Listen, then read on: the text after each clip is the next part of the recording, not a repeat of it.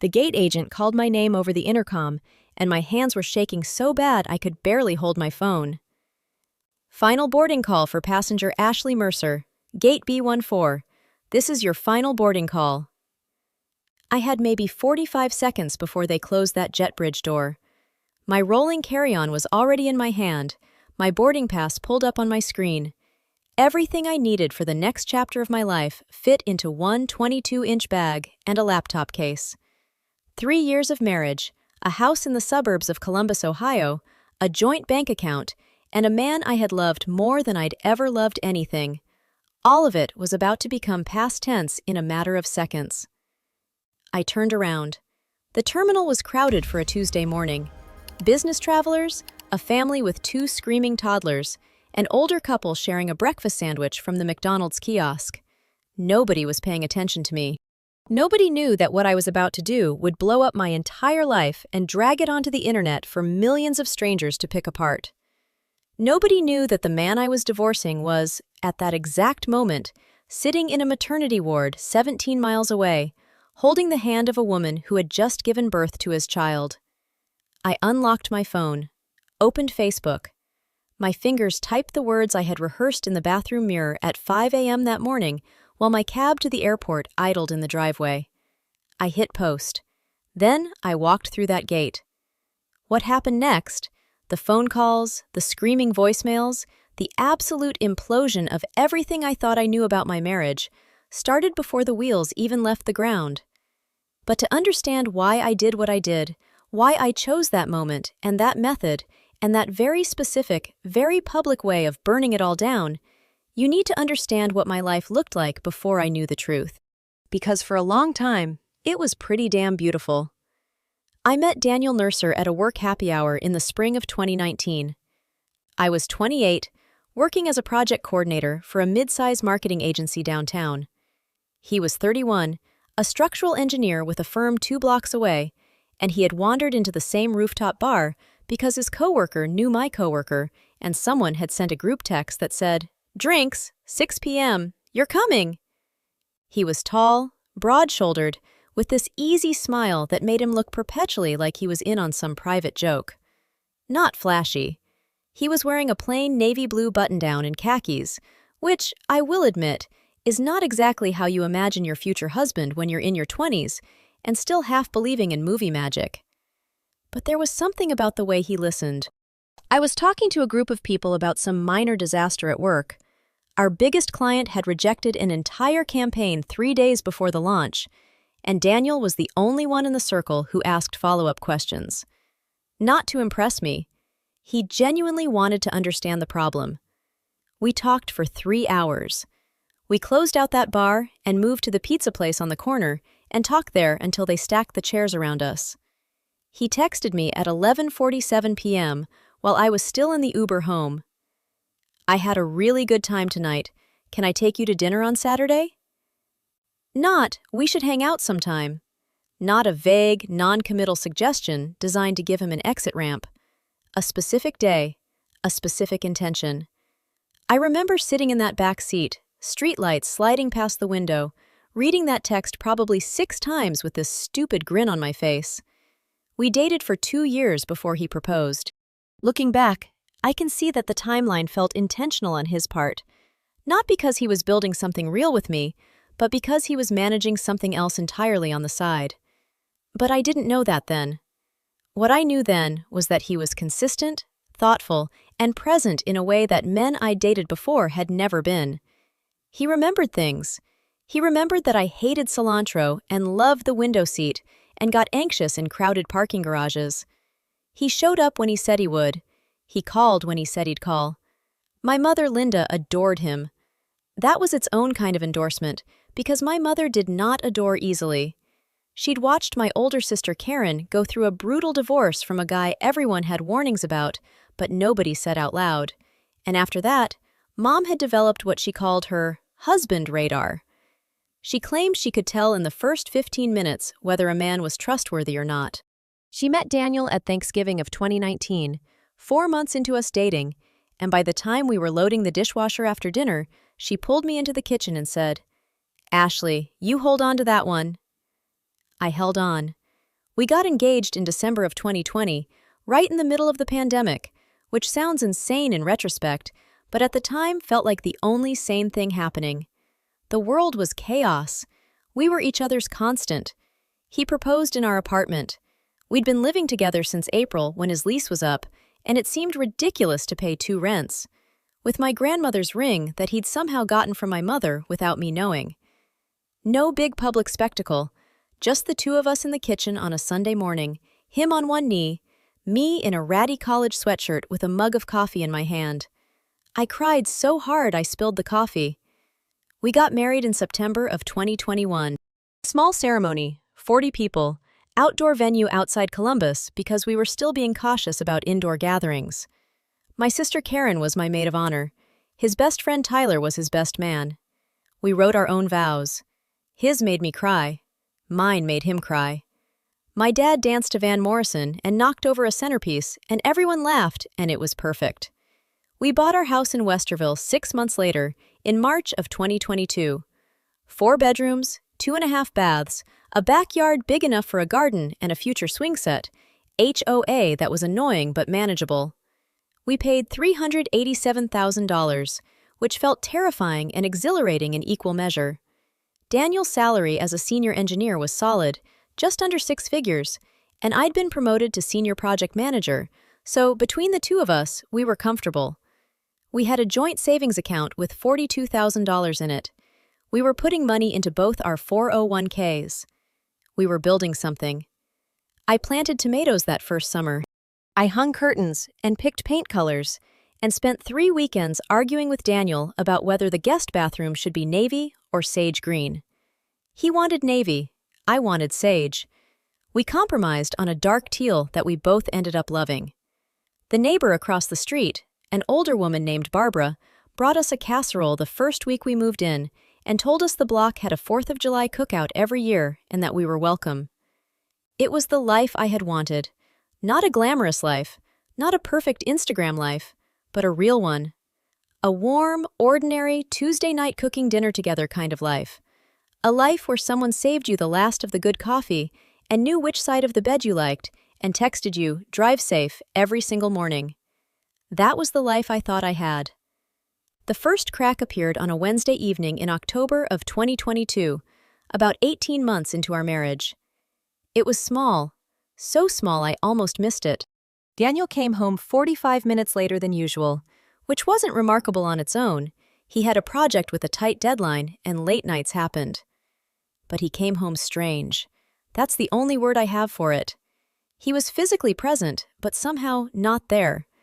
He kissed me on the cheek in the kitchen, and the kiss felt like something he was performing rather than something he meant.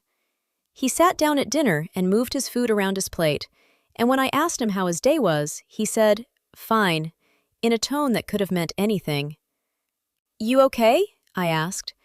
"Yeah," he said, "just tired." He went to bed early. I cleaned up the kitchen alone and told myself that everyone had bad days. That tiredness was tiredness, that I was reading into nothing. But there was a moment, just one moment, when I walked past the hallway and saw him through the bedroom doorway. He was sitting on the edge of the bed with his phone in his hands, and the expression on his face was one I had never seen before. Focused, intense, almost anxious, like whatever was on that screen required his complete and total attention. He looked up and saw me in the doorway, and the expression vanished instantly, replaced by that easy smile I had fallen in love with. "Hey," he said, "coming to bed?" "In a minute," I said. I went back to the kitchen and stood at the sink and looked out at the dark backyard where my tomato plants had already died back for the season, their dried stalks still tied to their little wire cages, and I felt something I didn't have a name for yet.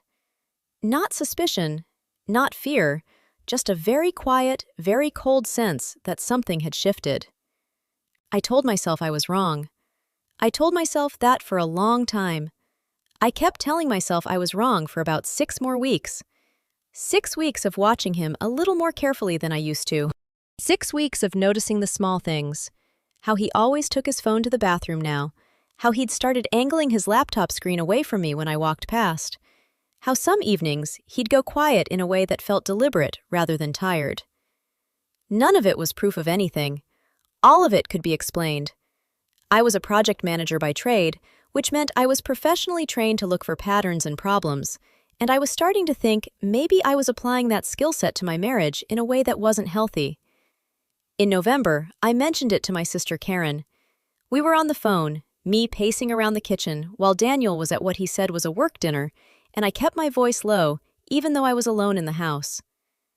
"I feel like something's off," I told her. "Like I can't put my finger on it, but he's just different. Like there's something he's not telling me." Karen was quiet for a second. Then she said, "Ashley, have you checked the cell phone bill?" Karen. I'm serious. That's how I found out about Greg, the cell phone bill and a credit card statement. "Daniel's not Greg," I said, and I believed that. Completely. I said it with the confidence of someone who had never once doubted their husband. "I think I'm just stressed. Work has been a lot. I'm probably projecting." "Maybe," she said, "but if something feels wrong, it usually is." I didn't check the cell phone bill. I didn't check the credit card statements. Instead, I doubled down on us. I planned a weekend trip to Cincinnati in December. We'd been meaning to go since we moved to Westerville and just never gotten around to it. I made dinner reservations at a place downtown that had a 3-week wait list. I bought a new dress. I told myself that what our marriage needed was intentionality, not investigation. The weekend was good. Better than good, actually. Daniel was relaxed and present in a way he hadn't been in weeks. We walked along the river and ate too much at the restaurant and stayed up late in the hotel room talking about nothing important, movies we wanted to see, whether we should finally redo the guest bathroom, what we wanted to do for Christmas. He held my hand across the dinner table. He laughed at my jokes. He looked at me the way he used to look at me in the beginning, and I thought, "See? I was wrong. Everything is fine." I floated home from that trip. I was still floating 2 weeks later when I found the receipt. It was a Tuesday. I was looking for the warranty paperwork for our dishwasher, which had started making a grinding noise, and I was digging through the junk drawer in the kitchen where we kept all the random documents that didn't have a better home. Takeout menus, a spare key, a flashlight with dead batteries, a stack of miscellaneous papers. I pulled out the stack and started going through it, and near the bottom, I found a gas station receipt. It wasn't from a gas station near our house. It wasn't from anywhere near Columbus. It was from a BP station in Dayton, Ohio, about an hour away, and it was dated a Saturday in October when Daniel had told me he was playing golf with Tyler. I stood at the kitchen counter and looked at that receipt for a long time. My brain was working very hard to construct an innocent explanation. Maybe he and Tyler had driven to Dayton for some reason. Maybe there was a golf course there. Maybe, but no. He had come home that day with grass stains on his shoes and a story about Tyler's terrible short game, and he had been in a good mood, looser than he'd been in weeks, and I had made spaghetti, and we had eaten together, and I had felt grateful for the ease of it. That whole evening was filed in my memory as a good one. I put the receipt in my cardigan pocket. I finished finding the dishwasher warranty. I did not say anything at dinner. But that night, after Daniel fell asleep, I lay in the dark and thought about Dayton. I thought about all the things that were in Dayton. I thought about whether I knew anyone who lived in Dayton, whether Daniel had ever mentioned anyone in Dayton, whether there was any reason at all for him to be there on a Saturday in October.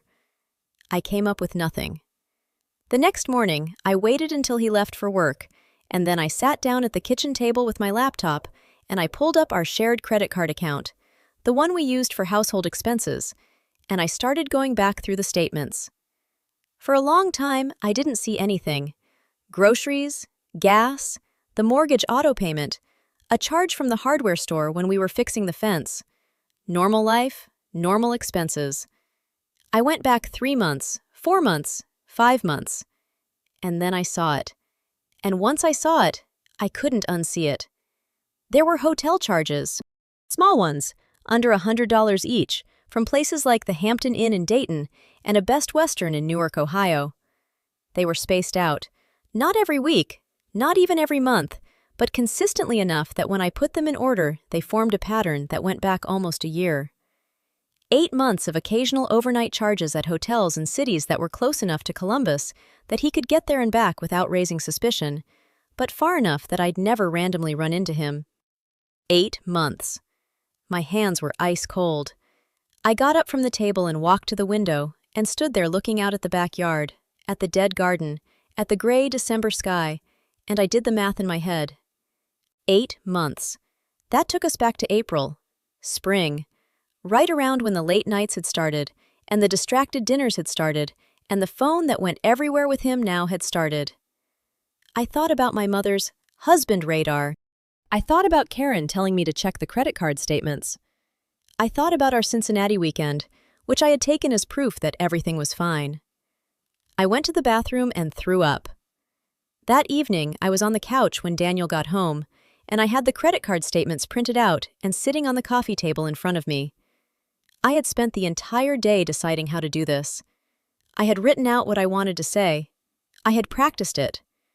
I was calm in the way that you're calm when your body has used up every available unit of panic and is running on something cold and mechanical underneath. He came in through the garage door, set his bag down, started talking about his day before he even saw me, something about a project meeting that ran long, and then he walked into the living room and stopped. He looked at me. He looked at the papers on the table.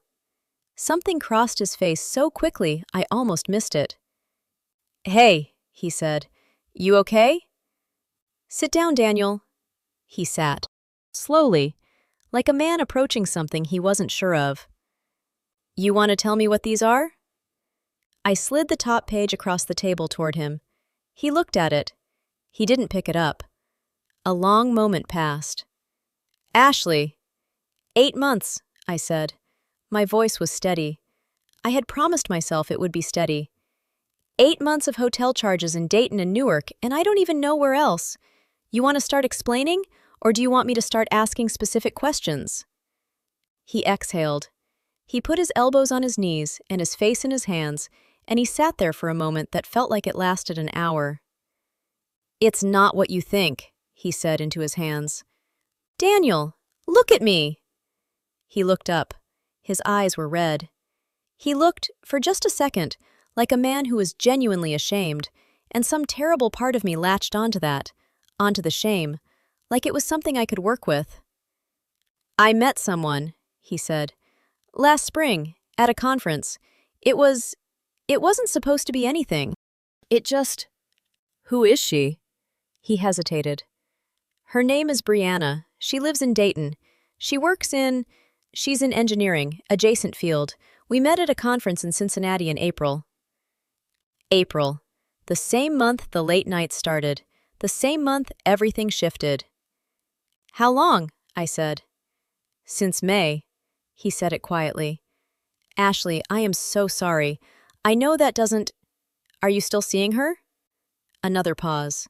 That pause told me everything. "Daniel, are you still seeing her?" "I've been trying to end it," he said.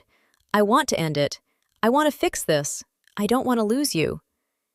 I stood up. I didn't know I was going to stand up until I was already on my feet. "You don't want to lose me." I heard my voice go flat. "You've been driving to Dayton to see this woman for 8 months, and you don't want to lose me."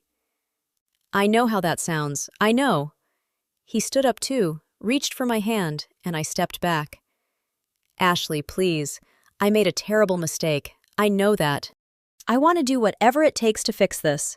Therapy, counseling, whatever you need. I will do whatever it takes." I looked at him. I looked at his face. The face I had woken up next to for 3 years. The face I had watched cry at our wedding. And I tried to find the lie in it. I couldn't. He looked genuinely broken, genuinely desperate. He looked like a man who had set fire to his own house and was now begging someone to help him put it out. "I need you to leave tonight," I said. "I need you to go stay somewhere else. I need to think." "Okay," he said immediately. "Okay, yes, whatever you need." He packed a bag in 10 minutes. Before he left, he stopped in the doorway and said, "I love you. I know you don't want to hear that right now, but I need you to know it's true." I didn't answer. I stood in the middle of the living room until I heard his car pull out of the driveway, and then I sat back down on the couch, and I looked at the papers on the coffee table, and I let myself cry for exactly 30 minutes. Then I called Karen. What I didn't know that night, what I wouldn't find out for another 3 months, was that trying to end it was not the same as having ended it. And that Brianna in Dayton was not just a woman Daniel had met at a conference. She was a woman who, by the time he sat across from me with his face in his hands, looking genuinely ashamed, was already 2 months pregnant with his child. He came back 4 days later. He sat back down at that same coffee table and told me he had ended it. He said the words with such conviction that I believed them.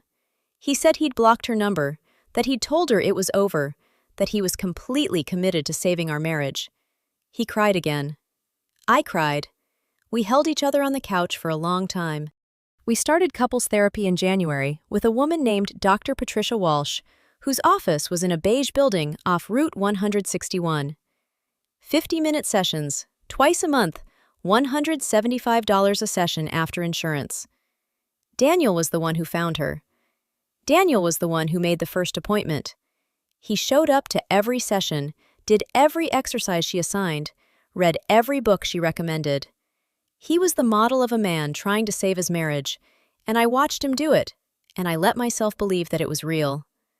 I told my mother about the affair in February. Just the affair. I didn't have the rest of the story yet. She was quiet on the phone for a long time, and then she said, "Ashley, I'm so sorry, honey. I thought I had good radar." "Maybe nobody has good radar," I said. "What are you going to do?" "We're working on it," I said. "We're in therapy. I think we can get through it." She didn't push. She just said, "Whatever you decide, I'm here." I told myself that the hardest part was over, that we had survived the worst of it, that what came next was the long, unglamorous work of rebuilding trust, and that we were both willing to do it.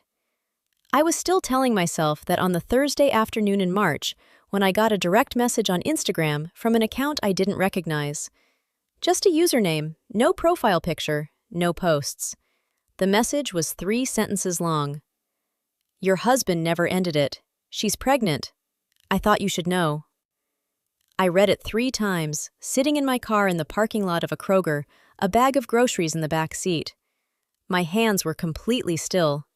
I noticed that. I had expected them to shake, but they didn't. They were very, very still, like my body had decided that this moment required absolute steadiness. I sat in that parking lot for 22 minutes. I didn't go inside. I didn't call anyone.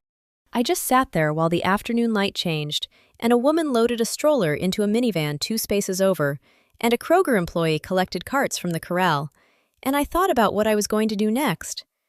I sat in that Kroger parking lot until my phone screen went dark from inactivity. Then, I picked it up and read the message again. "Your husband never ended it. She's pregnant. I thought you should know." 3 sentences, no name, no context, just 3 sentences sitting in my Instagram DMs like a small, explosive device that had already gone off and was waiting for me to notice the damage. I clicked on the profile. Nothing. No profile picture, no posts, no followers, no following. The account had been created, according to the timestamp on the only activity I could see, 6 days ago. Someone had made it specifically to send me this message. Someone who knew my Instagram handle, knew my husband's name, and knew enough about what was happening in Dayton to be certain this information would land. I drove home in a kind of suspended state. I don't remember the route. I remember parking in the driveway and sitting there for another few minutes with the engine off, looking at the garage door, thinking about the fact that Daniel's car was already inside because he'd gotten home before me. He was in there right now. He was probably in the kitchen, or watching something on his phone, or doing any of the 1,000 ordinary things that ordinary husbands do on ordinary Thursday evenings, completely unaware that everything was about to change again. I thought about walking in there and confronting him immediately, showing him the message, watching his face. I didn't do it. Something stopped me, some cold, quiet instinct that whispered, "Not yet. You need more than this." One anonymous Instagram message is not enough. I took the groceries inside. I made dinner. I sat across from Daniel at the kitchen table and I talked about nothing. Something at work, a thing Karen had said, the grinding noise the dishwasher was still making. And I watched his face while he talked, and I looked for signs of a man whose girlfriend was pregnant with his child. I couldn't see anything. That was the worst part. He looked exactly the same as he always did. He laughed at something I said. He refilled my water glass without being asked. He was so thoroughly, so convincingly normal that I started to wonder if maybe the message was wrong. Maybe it was someone with a grudge, Brianna herself, trying to blow up his marriage out of spite. Maybe she'd lied to him about the pregnancy. Maybe there was no pregnancy at all. I went to bed that night, and I lay in the dark, and I told myself to be careful. I told myself that the worst thing I could do was blow everything up based on one anonymous message from an account that didn't exist 6 days ago. I waited. I gave myself 1 week to find out whether it was true. The thing about being a project manager is that you are, fundamentally, a researcher. You figure out what information you need, you identify the fastest way to get it, and you execute. I had spent 4 years solving other people's problems with that exact skill set. Now, I pointed it at my own marriage. I started with the credit card statements again, going back further this time, looking for any charges I'd missed before. And I found them. Not hotel charges this time, but pharmacy charges. A Walgreens in Dayton 3 months ago. A Target in the same area a month after that. Small amounts. The kind of amounts that looked like nothing on a statement. The kind of amounts you'd spend on prenatal vitamins. My stomach dropped so hard, I had to put my hands flat on the kitchen table to steady myself. I pulled up our health insurance portal next. Daniel and I were on the same plan through his employer, and the portal showed all claims submitted under our policy. I wasn't looking for anything specific, just looking, the way you look around a room when you know something's been moved, but you can't figure out what. And there it was, a claim from 8 weeks ago. A telehealth service billed to Daniel's name. The provider listed was an OB/GYN practice in Dayton. He had used our joint insurance to pay for a prenatal appointment for his pregnant girlfriend. I closed the laptop. I went to the bathroom. I ran cold water over my wrists the way my mother used to tell me to do when I was upset as a kid, and I stood over the sink and breathed, and I thought, he is sitting in that living room right now watching ESPN, and he thinks I don't know. He had sat across from me in Dr. Patricia Walsh's beige office on Route 161, twice a month, doing the exercises, reading the books, crying when appropriate, and the entire time Brianna in Dayton was pregnant with his child. He had held my hand at the couples therapy intake appointment and told Dr. Walsh that he was fully committed to rebuilding trust. I had held his hand back. I had felt hopeful. The fury that moved through me in that bathroom was unlike anything I had felt before.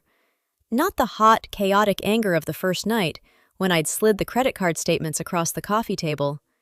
This was something colder and more structural, like the ground shifting under a building. It didn't make me want to scream. It made me want to think very clearly and very carefully about every single decision I made from this moment forward. I dried my hands. I went back to the living room. I sat down next to Daniel on the couch, and I watched the last 10 minutes of the game with him. And when he kissed me goodnight, I kissed him back, and I did not say a single word about any of it. I called Karen the next morning from my car, parked 2 blocks from my office, engine running for heat because it was mid-March and still cold. "He never ended it," I said. "She's pregnant." Karen didn't say anything for a moment. Then, "Ashley, oh my God. I have the insurance claim. He used our health insurance for her prenatal appointment." "That is," she stopped. "That is insane. That is genuinely insane. Ashley, you need a lawyer." "I know." "Not a therapist, not a conversation, a divorce attorney." "I know, Karen."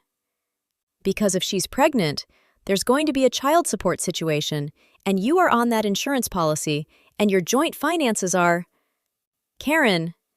I pressed my fingers against my eyes. "I know. I've already been thinking about all of that." I just needed to tell someone first before I started making calls. She exhaled. Okay. Do you want me to come up? I can come this weekend. Not yet, I said. I need to do the next part alone. I need to figure out what I'm actually dealing with before I involve anyone else. There was a pause. You're not going to confront him? No, I said. Not yet. He doesn't know I know. And right now, that's the only advantage I have. Karen was quiet for a moment. When she spoke again, her voice had shifted. Less panicked, more careful. Okay, she said. What do you need? I need the name of a good divorce attorney, the kind who doesn't mess around. She gave me a name that afternoon.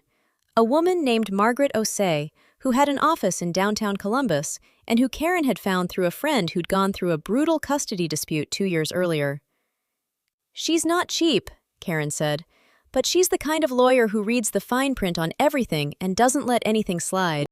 I called Margaret Osei's office that same afternoon and made an appointment for the following Tuesday.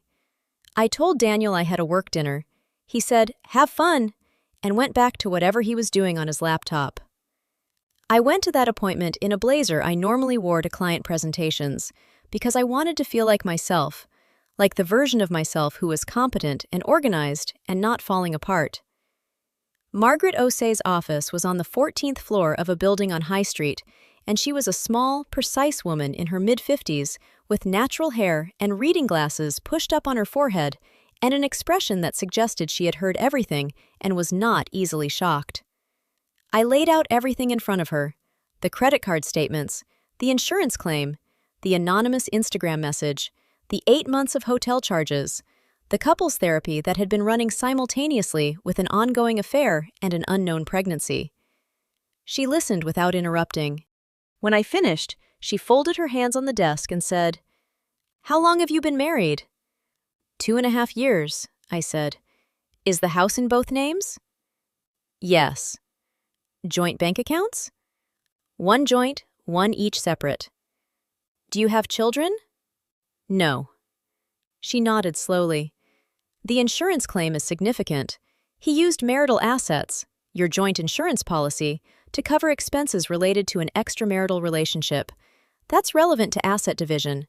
The house in Westerville, the joint savings, his 401k contributions during the marriage, all of that is on the table in an Ohio divorce. I had known this intellectually. Hearing it said out loud by a woman who did this for a living made it real in a different way. What do I do now? I asked.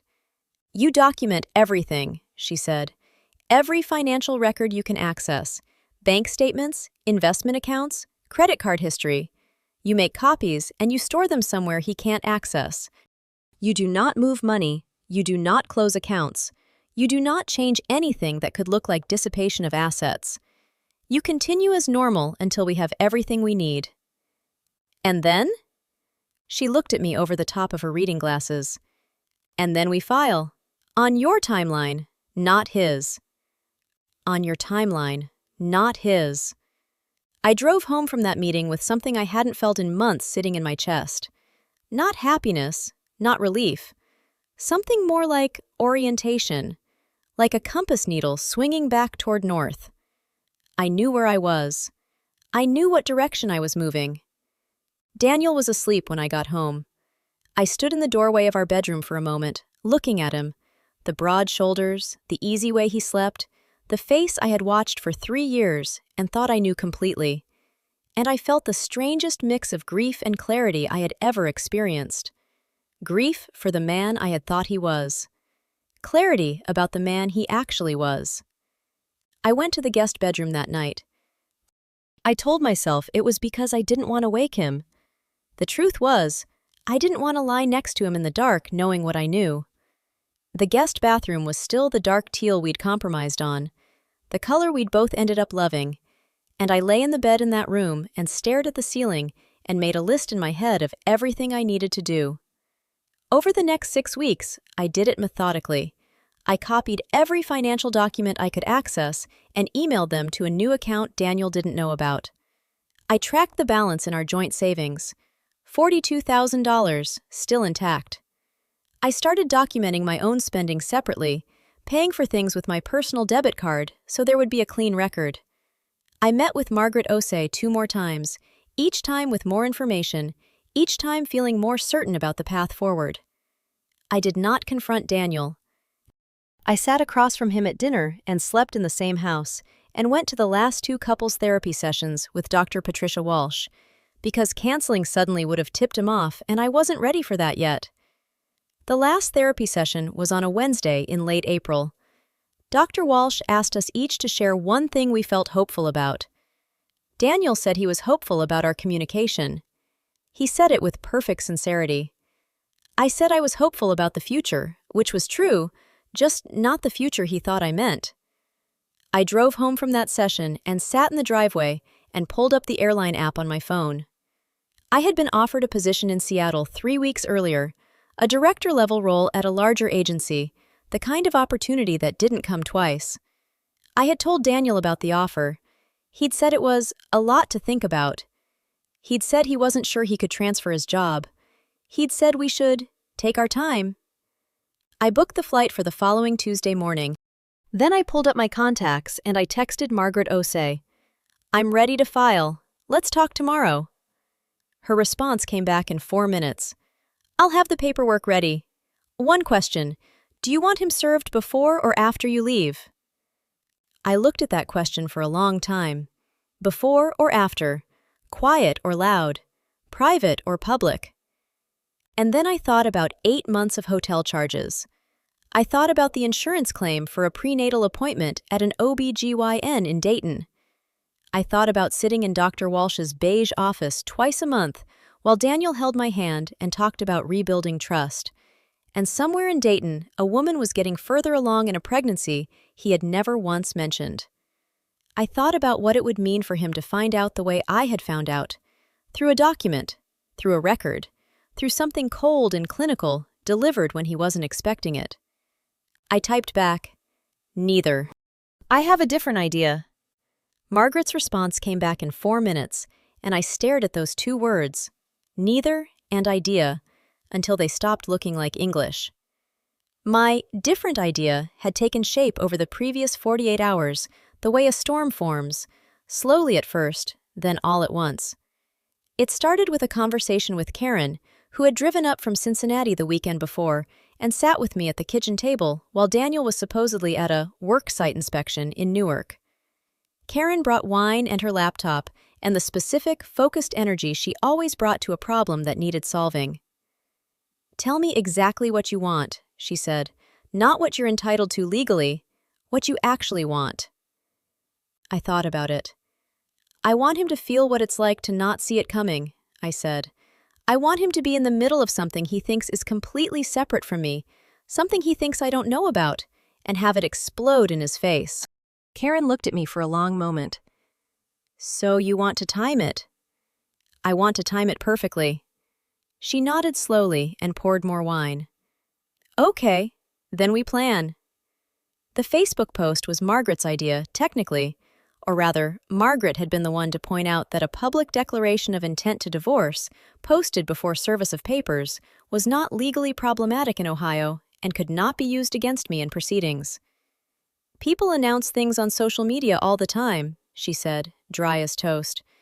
"It's not a legal document." What I did with that information was my own business. I had drafted the post 4 times before I got it right. The final version was not long. It was not dramatic.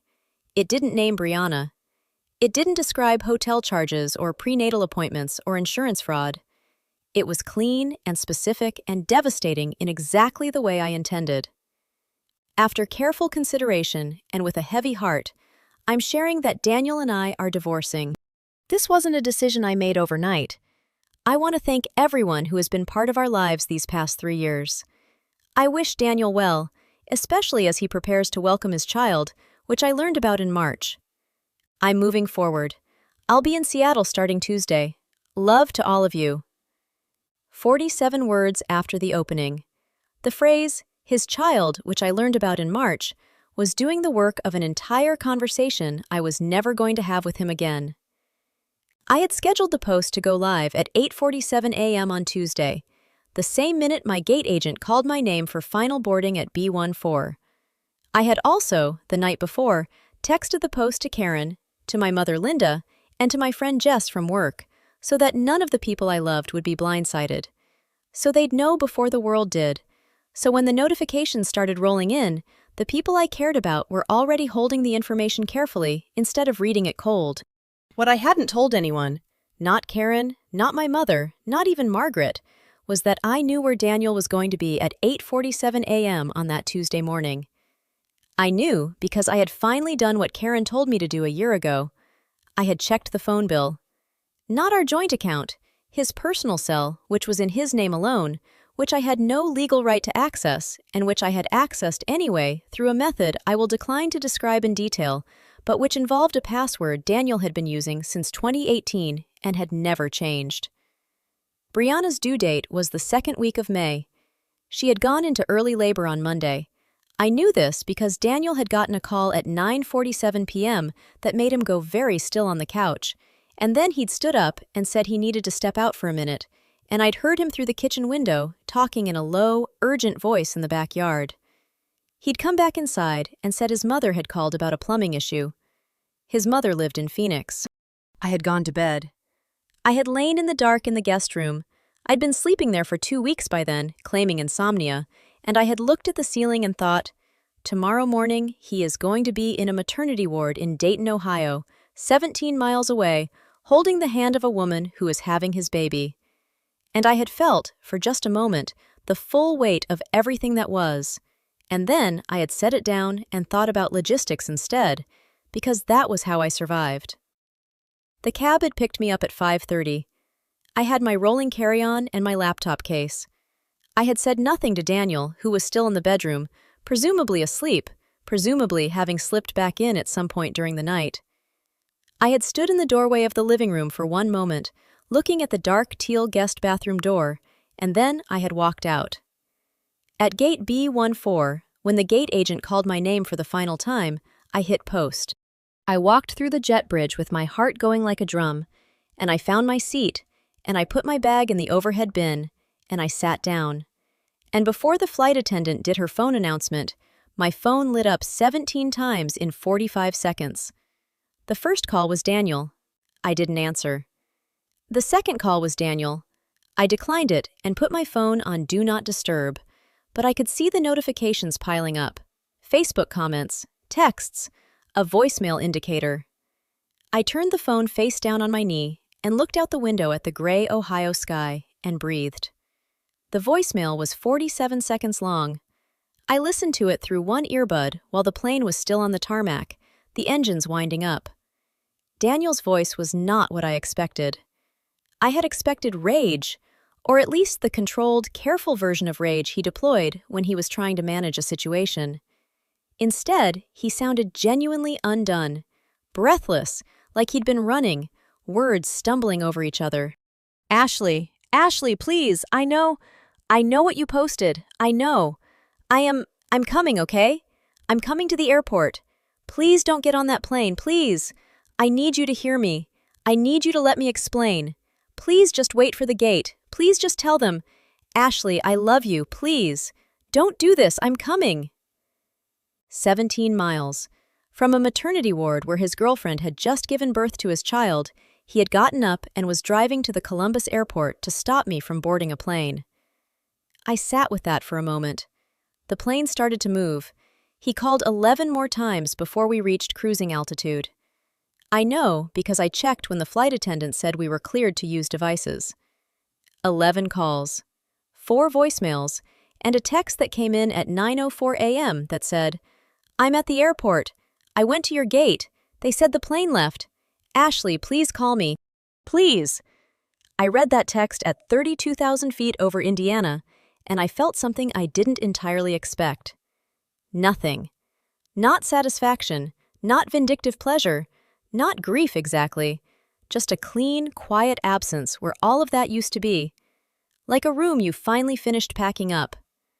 I put the phone back in my bag and ordered a ginger ale from the flight attendant and watched Ohio become Indiana become Illinois out the window, and I thought about the dark teal bathroom and the tomato plants and the 30 minutes I had allowed myself to cry on the couch before I called Karen, and I thought, it already cost me everything it was going to cost me. I paid for this a long time ago. I landed in Seattle at noon local time. Karen had already fielded 14 texts and 3 calls from mutual friends, and one deeply uncomfortable call from Daniel's mother in Phoenix, who had apparently been informed of the situation by Daniel and had called Karen to ask if there was anything that could be done. Karen had said, politely and firmly, no. She texted me the whole exchange on the tarmac, and I sat there reading it with my carry-on between my feet, and I almost laughed for the first time in months.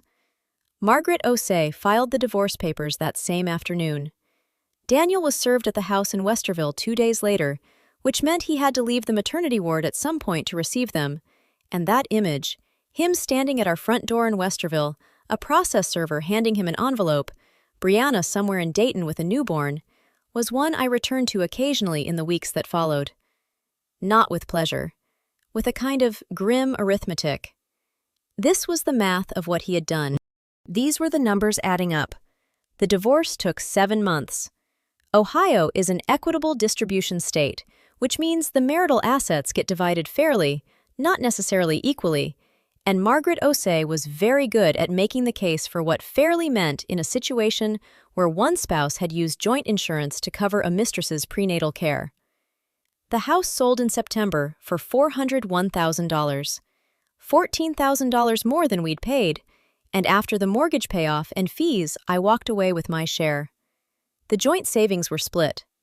His 401k contributions during the marriage were factored in. He owed child support to Brianna, which was his problem, not mine, but Margaret made sure it didn't come out of anything that was rightfully mine. I did not get everything I deserved. Nobody ever does. But I got enough. I got a clean start and a Seattle apartment with a view of Puget Sound, and a director title on my LinkedIn, and a savings account that was mine alone, and that I had built back up to $31,000 by the time the ink was dry on the final decree. Daniel called twice during the divorce proceedings, both times to try to have a conversation that Margaret had already told him to route through her office. I didn't answer either call. His attorney sent a letter in August suggesting that my Facebook post had been designed to damage his reputation and requesting that I remove it. Margaret responded in 2 sentences. The post stayed up. My mother flew out to Seattle in October, 2 weeks after the divorce finalized.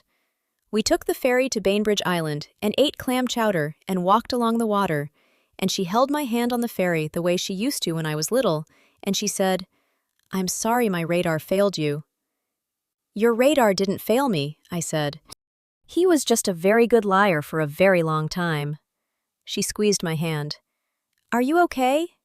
Actually okay?" I looked out at the water, gray-green, enormous, nothing like the Ohio I'd grown up in, and I thought about it honestly. "I think so," I said. "I think I'm getting there." "That's enough," she said. "That's all you have to be." Karen came out in November for Thanksgiving. Just the 2 of us, which was a first for both of us. We'd always done big family holidays at our parents' house in Cincinnati. We made a turkey that was slightly too large for my oven, and a sweet potato dish from a recipe we found at midnight the night before, and we ate at my small kitchen table with the sound out the window going dark in the November afternoon, and we talked for 5 hours about everything and nothing, and it was the best Thanksgiving I could remember in years. I still think about the moment at Gate B14 sometimes. The terminal, the business travelers, the family with the screaming toddlers, the older couple sharing a McDonald's sandwich. Nobody looking, nobody knowing. My hands shaking around my phone.